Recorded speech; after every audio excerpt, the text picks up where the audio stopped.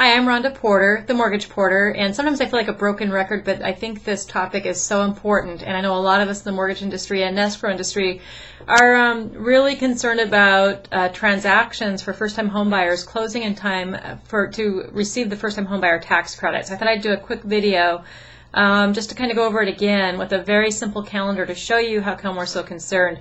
A lot of first-time homebuyers that I talk to are under the impression that we have, 5 weeks or so until November 30th reaches us. Today, as I take this video, it is Monday, October 26th. So we really don't have that much time. In reality, we have 20 business days or less in order to close by November 30th.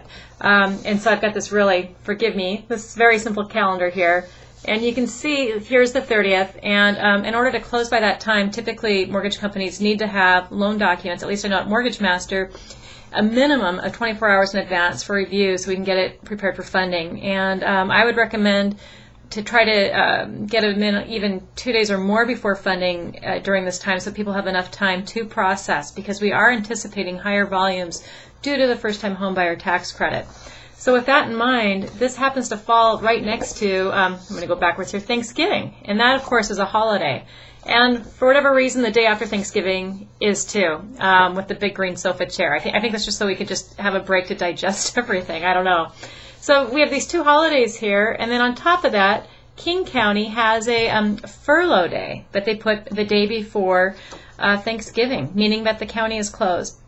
We'll be open and doing business, of course, but we can't do any recordings. So that's one less recording day for you, and so that's really, really important.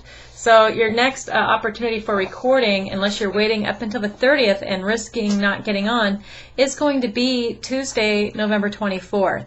And it's really concerning. So that doesn't leave a lot of time. That already makes the month short. And then we also, of course, have Veterans Day, which is a very important holiday, but it is a holiday where the county is closed. If you take all the days that we're able to close in November, we actually only have 16. So, and then we have, 5 days the last week of October. So depending on what day it is that you're viewing this, you can see that the countdown is truly on. The Seattle PI published on Friday that if you didn't buy a home this weekend, you might be too late. It's possible to still squeeze people in, but we are really recommending that people try to close by the middle of the month. So this is really down to the wire at this point.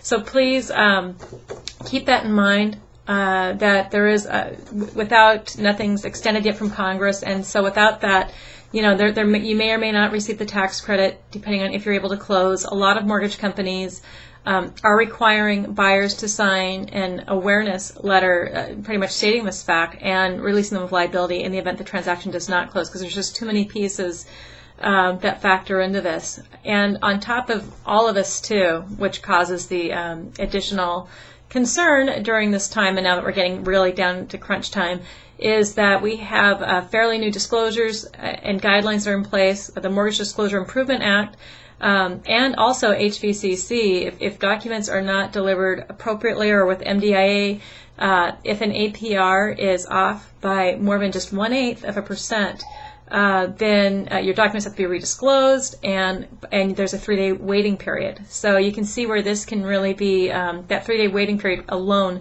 could kick you out of closing in time if you're counting on closing towards the end of November. So just trying to make sure that everybody is aware of what's going on, and it's an important time for everybody to work together, real estate agents, mortgage, title and escrow, buyer and seller, in order to accommodate everybody's goals. So if you have any questions on any mortgage issues in the state of Washington, I hope you'll contact me. Hope you have a great day, and I am Rhonda Porter with the Mortgage Porter. Take care. Bye-bye.